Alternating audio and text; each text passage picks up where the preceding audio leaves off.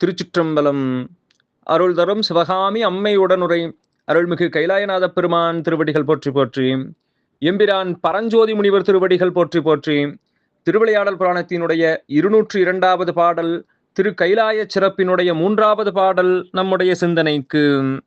அரம்பை மாதரார் ஆடலின் அரவமும் பாடல் நரம்பின் ஓசையும் முழவதிர் சும்மையும் நால்வாய் வரம்பில் ஓதையும் அருவி வீழ் ஒளியும் மாறாது நிரம்பி வானமும் திசைகளும் நிமிர்வனமாதோ.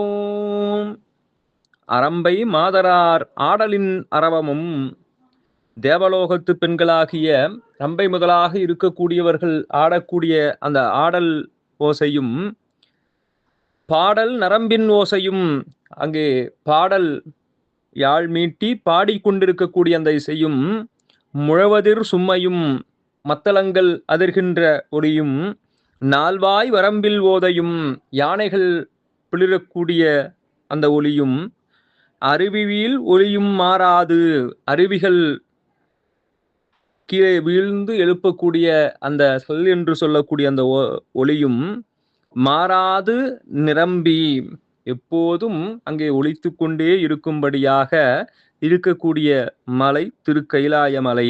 வானமும் திசைகளும் நிமிர்வனமாதோ, இதெல்லாம் வானம் முழுதும் எல்லா திசைகளிலும் தொடர்ந்து ஒலித்து கொண்டிருக்கும்படியாக பெருவள சிறப்பினை உடையது திருக்கைலாய மலை என்று கைலாய மலையினுடைய சிறப்பை இங்கே நமக்கு அருளுகின்றார் பரஞ்சோதி முனிவர். திருச்சிற்றம்பலம்.